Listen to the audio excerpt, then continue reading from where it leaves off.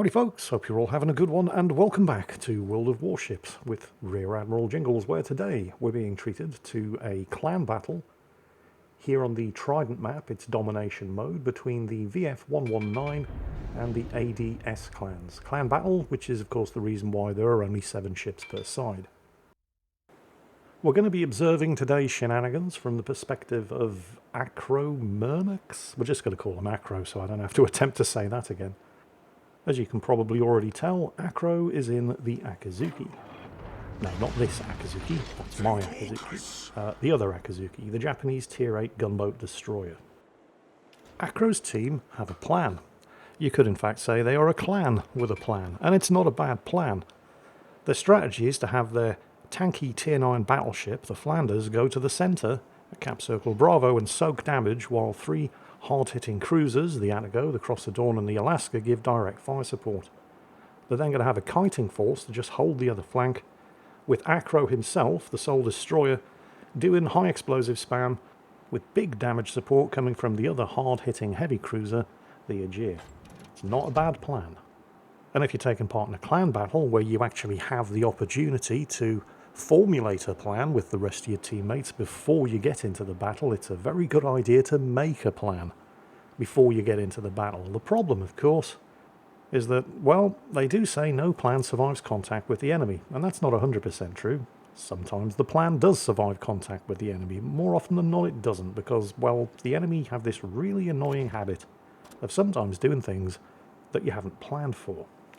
And if they do that, I know it's very rude of them to not cooperate with your carefully laid plan, but if they do refuse to cooperate with your carefully laid plan, and you continue to try to follow the carefully laid plan, well, more often than not, things are going to go very, very badly. The trick is to have a plan, but as the US Marine Corps like to say, you have to be able to adapt, improvise, and overcome. Or in other words, if the enemy aren't cooperating, you have to adapt to what they're actually doing, rather than what you'd hoped they were going to be doing, improvise a new plan, and overcome them. And that's a lot easier said than done. So remember, the plan is for the Flanders to head to the middle and tank, the Cross of Dawn, the Alaska, and the Atago to head for Alpha and shoot at whatever the Flanders is tanking, and for Acro in the Akazuki, backed up by the hard-hitting heavy cruiser, the Aegir, to deal with the other flank over here and kite if they have to, or take the cap if they can. And it looks like there's an excellent chance that they can. That is an absolute nightmare for a Kagero to run into. I mean, you have to anticipate that he's going to have launched torpedoes, but he's not stupid enough to try to get into a gunfight with an Akazuki. And yep, there are all of the torpedoes. I mean, it's fairly obvious that he was going to have launched. The Akazuki, of course, doesn't have hydro, but you don't need to have hydro to know that if you run into a Kagero, it's going to dump its torpedoes and run, rather than risk getting into a gunfight. So he's avoided the torpedoes, and judging by the smokescreen pattern, it looks like the Kagero is not hanging around. He's using that smoke to get out of there, rather than trying to stand and make a fight out of it. So that's a smart move from the Kagero. So the kiting force, consisting of Acro here and the Aegir, they've already exceeded their part of the plan. Kagero's desperately trying to get out of there before he loses any more health. He's not going to be shooting back. He wants to go undetected as soon as he possibly can. He's got his engine boost running. And even though Acro also has his engine boost running, he's not faster than the Kagero, and his engine boost is about to expire. He's trying to clear that smoke screen as soon as possible to do exactly this, reacquire the Kagero as a target and try to nail him before he can disengage. Because the Kagero will be able to disengage, it's a faster ship. And as long as he doesn't do anything stupid like trying to shoot back, which he is not doing, he is probably going to be able to go undetected. Meanwhile, the plan has not been going terribly well elsewhere on the map, because the enemy team are just refusing to cooperate. Yep, the Kagero's managed to go undetected, and you are not going to catch him. The Atago has gone down. The Alaska has gone down. Because what the enemy team has done, well, they've just refused to cooperate. Because they've just basically ignored the Flanders, let him take the central cap, and the entire enemy team, with the exception of that Kagero, are storming into Alpha, which was only held by 3 cruisers. And now it's only held by 1 cruiser, because 2 of the 3 cruisers are dead. The Aegir and the Flanders are already adapting to what the enemy team are doing. They realise the plan's gone.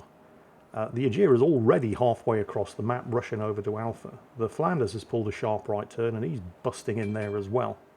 But the enemy team just continue to refuse to cooperate. They nuked down the Alaska and the Attigo. They switched their fire to the Cross of Dawn, which is only a light cruiser. The Cross of Dawn did the sensible thing and got into cover.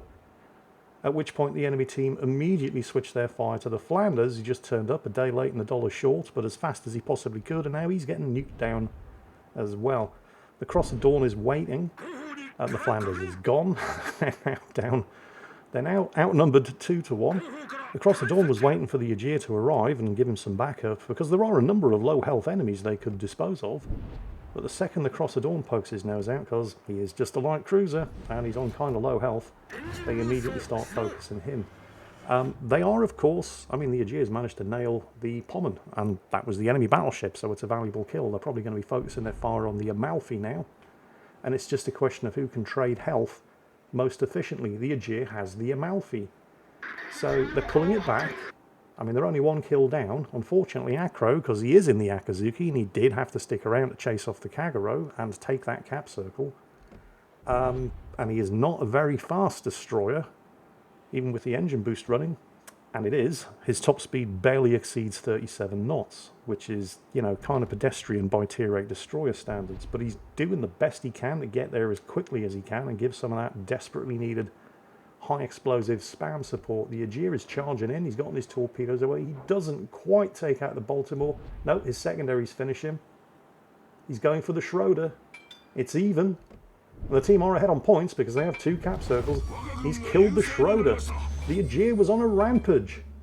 Of course, the Schroeder finishes off the Cross of Dawn, but the Aegir is still going. It's still, I mean, it's 2 on 2. It's cruiser and destroyer versus a pair of destroyers.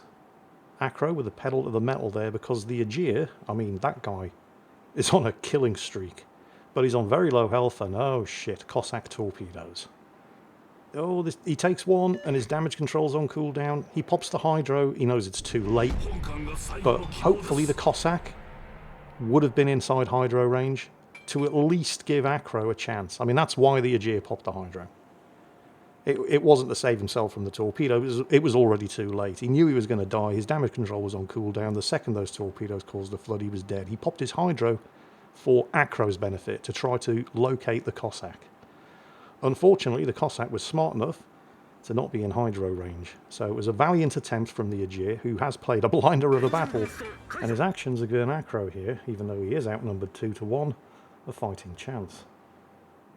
The problem, of course, is not just that he's outnumbered 2 to 1, and I was wondering what the Kagero was doing, but he is now flipping Charlie, which is the smart thing to do.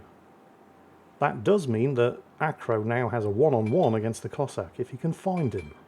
And he's got a fairly decent chance of doing that, because, well, while the Kagero is not a fast destroyer, neither is the Cossack.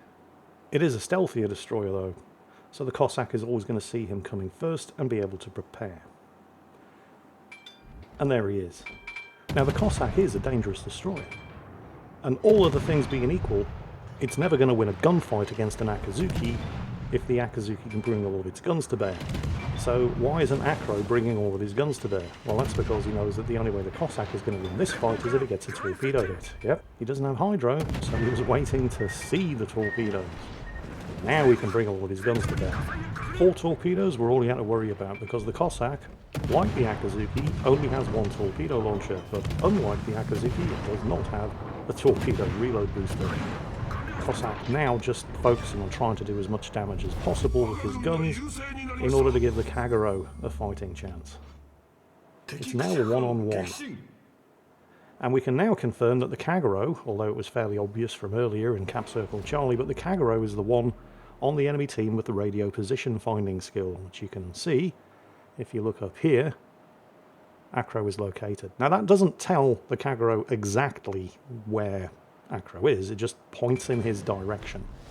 That is going to be a big problem for Acro, because even though he's 400 points ahead with 2 of the cap circles, there's still 10 minutes of this battle remaining. If there'd been less time left, the smart thing to do would have been to just run for the corner of the map and have the Kagero chase him and then run the clock down and win on points. but there's 10 minutes of the battle remaining, so that just isn't an option. The Kagero is always going to know, more or less, where he is, and is a faster ship, so can just run rings around him, flipping the caps. He has to find and kill the Kagero. Now, we know the Kagero doesn't want to get into a gunfight with an Akazuki because he's going to lose. He's already lost a lot of health trying that. Well, trying to avoid that at the beginning of the match. But if he doesn't want to be caught, it's going to be very difficult to catch him, even if Acro's running his engine boost, because the Kagero's a faster ship and it also has an engine boost. It's also significantly stealthier. And with all of those advantages, time really is on the Kagero's side. The Kagero should, and it's not going to be easy, you know, I need to stress that, but if he plays his cards right, he's got the advantages. He's faster and he's stealthier, and he always knows more or less where Acro is. So he should just be able to stay tantalizingly out of reach. The only real thing that Acro has going for him is that he knows the Kagero is going to have to try to flip the caps. So he also knows more or less where the Kagero is. It's just a question of, is he going to be able, because there's a lot of cover here provided by these islands, and it's pretty obvious what the Kagero's doing because he knows where Acro is. So he's planning his route to keep out of line of sight and therefore out of line of fire, and just keep circling around flipping caps, which is exactly what he's doing, while staying ahead and out of sight of Acro. And that's how he's planning to win. And he's taken 2 of the caps. So Acro's still 400 points ahead. But because Acro knows what the Kagero is doing based on what the cap circles are doing, he's also able to keep following him around. They're basically just playing chasey, chasey, catchy, catchy, killy, killy around this central island. Which does put Acro at something of a disadvantage, because if he's going to have any hope of catching a ship that's faster and stealthier than him, he's got to cut the corners as tight as possible in order to try to catch up. And that makes him extremely vulnerable to surprise torpedoes. And of course, with the RPF skill, the Kagero always knows which way to fire those torpedoes. And Acro doesn't have hydro. So the Kagero has to make a mistake. And the Kagero makes a mistake. He should have been able to spot Acro long before Acro spotted him, but instead they spotted each other at the same time because the Kagero stuck to open water in that cap circle instead of doing what Acro was doing and cutting the corners around the island as tightly as he possibly could to maintain that stealth advantage. So why did he do that?